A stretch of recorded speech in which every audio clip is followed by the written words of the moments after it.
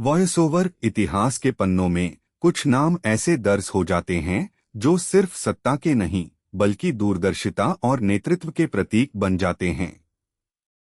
भारत के मुगल साम्राज्य में ऐसा ही एक नाम है, जलालुद्दीन मोहम्मद अकबर। लेकिन क्या सिर्फ एक विशाल साम्राज्य खड़ा कर देना ही किसी को महान बना देता है? आज हम जानेंगे कि क्यों अकबर को अकबर महान कहा जाता है और क्या था वो खास जो उन्हें बाकी सभी मुगल शासकों से अलग करता है। अकबर, जो सिर्फ 13 साल की उम्र में सिंहासन पर बैठा, ने एक ऐसे बिखरे हुए साम्राज्य की बागडोर संभाली जहां हर तरफ चुनौतियां थीं। उनके पिता हुमायूं को शेरशाह सूरी ने खदेड़ दिया था और मुगल सत्ता भारत में अभी भी अस्थिर थी।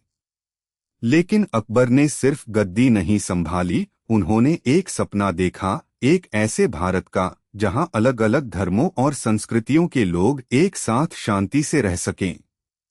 उनकी सैन्य शक्ति बेजोड़ थी।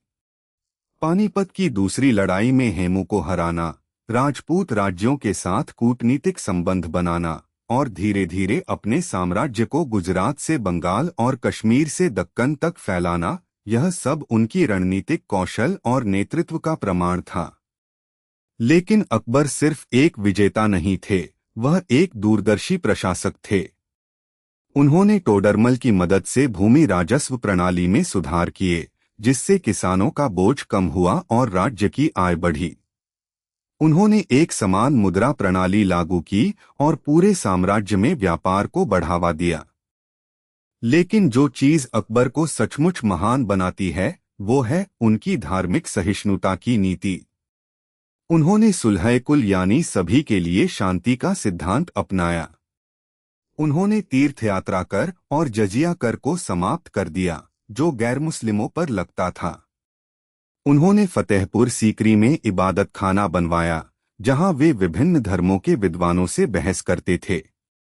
यहीं से दीन-ए-इलाही का विचार निकला, जिसका उद्देश्य सभी धर्मों के मूल सिद्धांतों को मिलाकर एक सार्वभौमिक मार्ग बनाना था।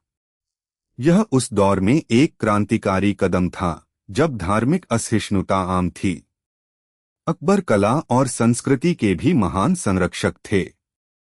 उनके दरबार में नवरत्न थे, जिनमें अबुल फजल, तानसेन और राजा मानसिंह जैसे महान व्यक्तित्व शामिल थे। उन्होंने फतेहपुर सीकरी जैसे भव्य शहरों का निर्माण कराया, जहां फारसी, भारतीय और मध्य एशियाई वास्तुकला का अद्भुत संगम देखने को मिलता है। तो अंत में अकबर महान क्यों थे? क्योंकि उन्होंने सिर्फ एक साम्राज्य नहीं बनाया, बल्कि एक राष्ट्र की नींव रखी, जहां विविधता में एकता को अपनाया गया।